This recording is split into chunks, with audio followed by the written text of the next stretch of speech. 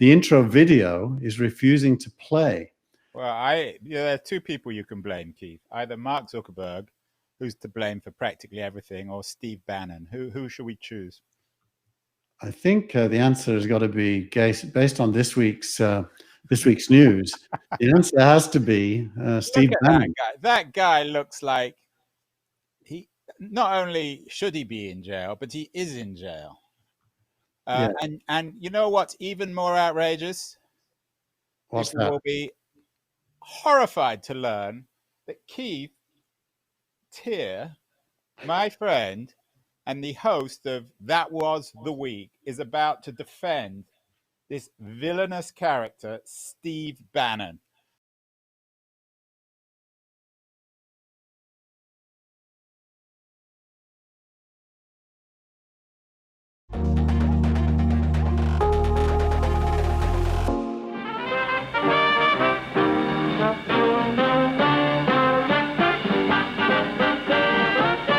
So, Keith, you argue that Facebook shouldn't be banning Bannon. Is that right?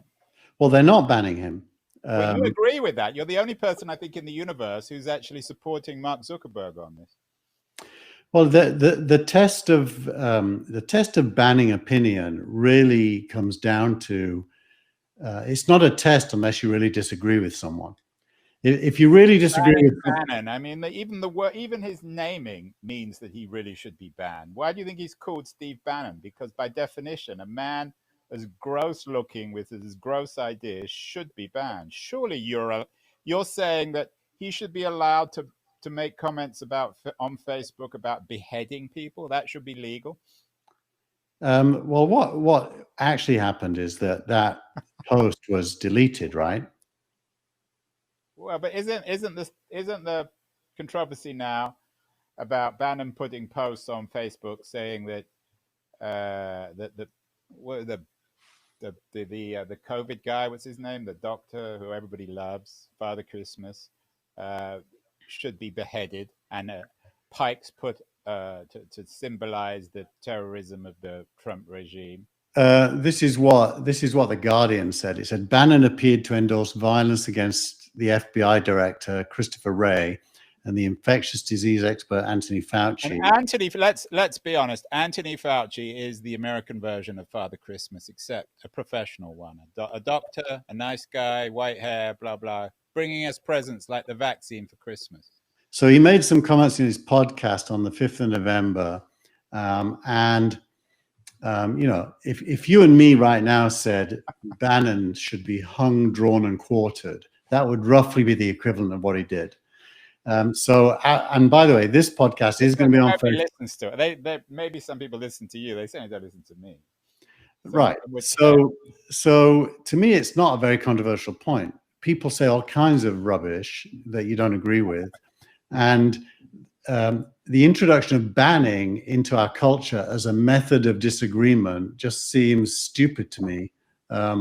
Okay, I mean, I buy that to some extent, but at what point, Keith, should we ban Bannon? Let's just say that he's allowed to make his arguments on Facebook about beheading Anthony Fauci. Yeah. What happens when he says, well, actually, I'm not only in favor of putting 6 million Jews into the gas ovens in Nazi Germany, but I think all American Jews should be put in the gas ovens. At what point do you say, no, enough's enough, Bannon, we're going to ban you? Well, the traditional Enlightenment, traditional liberal point of view is there is no point at which you should ban someone for what they say. There isn't. There's no such point. Well, there is in Germany. You're not allowed to make those comments about the Holocaust, understandably. Well, you didn't make the ones that are banned. In Germany, you're not allowed to say the Holocaust didn't happen. Okay. Well, let's say Bannon said the Holocaust didn't happen. It's all the invention of Soros. Then that would be removed in all the places that have policies against it, and that would be completely normal. But I think it's if you try to be consistent. And my starting point is, do I want to be banned? Should I control what I say because I'm in fear of being banned? To be banned, it's like You got to be a Bannon to be banned. I mean, most people don't care what guys like you and I say. The history of banning is historically has been the right banning the left, but in recent years it's the left banning the right. Yeah, well, they're both a bit censorous, I think. And so as a person who identifies with the left, I don't particularly want to be scared of someone else's opinion. That rather than tell them why they're wrong, I ban them, because banning them to me seems like a sign of weakness, of fear. It's not a sign of strength. I buy that. So what about Keith? I don't know if it's in the newsletter this week, but this fragmentation of social media, whether or not Bannon should be banned from Facebook, the reality is that social media now is fragmenting like a giant iceberg. You know, Twitter and Facebook are splitting up into lots of little smaller icebergs. So now we have, what is it? The Parler, the right-wing social media network. Isn't that really what's going to happen? Yeah, well, it's interesting. There is an antitrust case being rumored in the Washington Post today that Facebook will face, as Google is. Yeah, no, I buy that. Well, I want to get back to that on the Facebook antitrust stuff. But I think, I mean, this isn't going to happen because of antitrust. It's simply that conservatives hate Twitter and Facebook now, so they're going to set up their own social media network. Yeah, fair enough, right? There's this article this week which aligns with that, called the Substackerati, and it's really about the ability of people with opinions to both publish and cluster together on social networks that are self-reinforcing. I joined Parler last Sunday, by the way, just to see what it was. What was it like? And it was kind of like joining Twitter. You were offered a list of people to follow. Ted Cruz was high on the list, as I recall. Was Bannon on it? Bannon was on the list. I hope he had a better mugshot than this one, did he? And so I joined it, and it was like the most boring, awful, content-free space that I've ever been in. So I suspect even the right wing, in order to stay in a thing, need it to be interesting. I mean, the right want to be on Twitter because they want to be horrified, and the left want to be on Parler because they want to be horrified, right? And on the other hand, what actually happens is they all congregate into the same echo chamber and feed each other's virtue and anger. So do you think Parler could be for real? Well, it's definitely for real. It's Mercers are backing it, right? There's some dispute over who's backing it. It isn't totally clear. Two Las Vegas individuals claim to be the founders. Well, the Mercers, I thought they were associated. I have not established for my own good that I believe anything yet about who owns it. But there's. Do you think ultimately, we'll go from political networks to individual networks? Do you think at some point a social media network will be built around individuals? So you'll have a Barack Obama social network or a Donald Trump social network?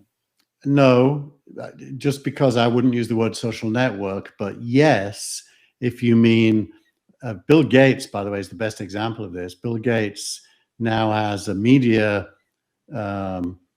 empire. He's got his What I Read stuff where he shares books that he reads. He's on Twitter. He has a newsletter. He's regularly interviewed now across media, and he pulls it all together and aggregates it. Individuals will start to be able to amplify their voice in all kinds of different ways. And Bill Gates definitely looks more palatable than Steve Bannon. Who do you think is going to lose more, Keith, when Trump gets thrown off Twitter? Twitter or Trump? Or neither? Or both? Twitter will be fine. Twitter is basically the wire service for the human race. There is nothing for the liberal human, the global liberal human race. All the human race. I mean, everything's on there. Yeah, but when you have Parler and all these other ones, and everyone migrates there, then Twitter will become increasingly an echo chamber within an echo chamber. I don't think that will happen. I think Parler will exist in parallel to Twitter, and Twitter will be the granddaddy of wire services, and all media will relate to it and put tweets on air and so on and so forth. It won't be replaced. Twitter is a phenomenon. Yeah, let's move on. I'm tired of looking at this mugshot of Bannon. He's giving me the creeps. What about antitrust, Keith? Just We probably should. we always have something on antitrust, and the new one is now the rumor. You say you have an interesting link in the newsletter that Washington D.C. is going after Facebook on both the Instagram and the WhatsApp front. Yeah, so this is today's Washington Post. There's the headline. It's in the newsletter, written by Tony Rome, and it's a short article, but it's reporting on strong rumors that there will be an antitrust case coming from both state and federal investigators relating to the Instagram and WhatsApp acquisitions, and specifically focusing on the data integration that Facebook got out of that. And so if there is an antitrust violation, it's around data. That's the Washington Post piece. No reason to disbelieve it. Fascinating stuff. Be interesting to see how the Biden administration will treat Facebook. No Paul Graham this week, Keith. We're missing Paul, but there is something on another one of your VC heroes, Eli Gil, a very interesting piece about his insightfulness. Why is Eli Gil such a special VC? You know, Elad is he's on the leaderboard of all the angels in the entire world for successfully investing in unicorns. If I can do it while we're live, I'm going to go to Airtable, and I'm going to pull up the leaderboard of angels, the global leaderboard of angels. I call it investor performance. And let's go to the angel leaderboard and let's put it on the screen. This is let me look at the filters to make sure it's global. Yep, it is indeed global. And Eli Gil is number 7. I don't know if you can see that. What is he, counterintuitive? What's his particular gene? Well, let's go across and look. He is invested in Gusto, Stripe, Checker, Opendoor, OpenDNS, Zenefits, Notion, Brex, Samsura, and Anduril Industries. So on he's got a 16% success rate in terms of how many of his investments end up being valued over $500 million. So he's batting about 150, which is pretty good. It's really good. Now, there are actually 6 doing better than him. Where is Paul Graham on this list? He's not. Well, Y Combinator would be on this list. So if you go to the accelerators and look at the top, Y Combinator is number 1. So he's not as good as Paul Graham. Y Combinator's in all of these. What about Eli? Let's go back to Elad for this week. What is it about him? What's your sense? What does the article suggest? He grew up in an unusual circumstance. A nurse, academic, parents. Do you think it was the lack of privilege, the fact that he moved around so much? Is that what gives him special insights? I personally believe when you have to achieve in order to feel good about yourself, and you're never happy with what you've achieved today, which is a characteristic of people from modest backgrounds often have. It's basically they didn't have enough love in their lives, and they're constantly seeking love. And the last time they got it isn't enough to satiate the need. Sounds like Steve Bannon. It's definitely describes me. I can tell you, I can wax lyrical about my upbringing and the need to keep going. I'm the reverse, by the way. I had too much love when I was growing up, so I like to be disliked. Interesting. Tell us more. Well, this is another show time we will discuss myself. So the other good piece of news, and maybe you're also describing Steve Jobs and Tim Cook, especially Jobs in his love of being loved. There's some incredible Apple news, as if we don't need any more incredible Apple news. And it's not even an iPhone update. It's about Apple now revolutionizing the traditional computer, the desktop and the laptop. What's the Apple news this week? So, I've got three pieces on this. We talked about it a little bit last week, but all we knew last week was what they'd announced. This week, we have got the results from people who've got these machines and tested them. This is Om Malik's piece saying that it's Steve Jobs' last gambit. That's a headline that we'll see 100 more times. And then Om actually is in twice. Is it time to system on a chip the central processing unit? So he has a picture of how computers used to be. And then it's not coming in yet due to my bandwidth, but there's a picture of Apple's M1, and the difference is phenomenal. But what it means in short is that a $999 MacBook Air can outperform a $15,000 Mac Pro at, for example, rendering video on a timeline. And so Apple has basically done the impossible. It has reduced the size, the cost, and the power consumption of a chip whilst massively multiplying its capability. Are you saying then that I need to get a new MacBook Air? You got to be careful because it doesn't run every Mac program yet. So, for example, if you were dependent on Adobe Photoshop, the answer would be no. Wait. But if you're happy to use Final Cut Pro and Affinity Publisher, which is a clone of Photoshop, the answer is yes. Absolutely yes, by the way. Double yes. I'm sitting doing this call with you on a Mac Pro, which is a year old and cost a lot of money. And it isn't as good as one of these new inexpensive laptops. So Apple, once again, is proving that there's life in old age. You can be a startup even if you're an old company.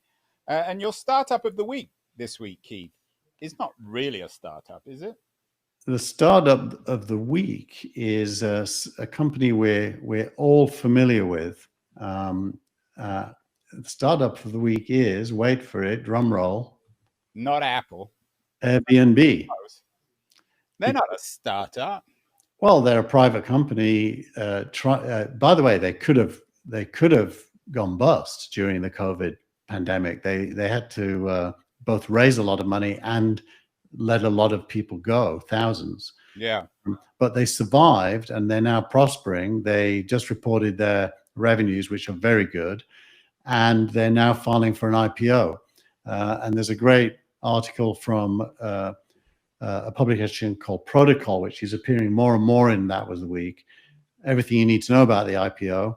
And there's a Crunchbase News piece as well, where they break it down. You do have a piece also saying that tech IPOs aren't what they used to be and that we should expect a lot of rather damp IPOs. Are you saying that the Airbnb IPO is going to be a big deal?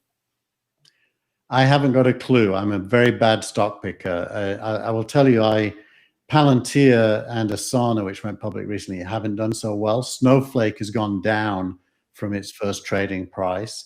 On the other hand, I bought stock in Li, Neo, and Xpeng, which are the three Chinese competitors to Tesla a few months ago, and I'm up over 100% in all three of them.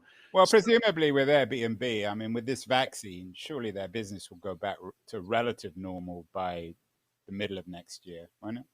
I'd say the middle of the following year is the only thing you can be sure about. They're going to be so desperate to get out of their homes. But... Yeah. I actually was in an Airbnb the weekend before last with my family in Santa Cruz. Lovely.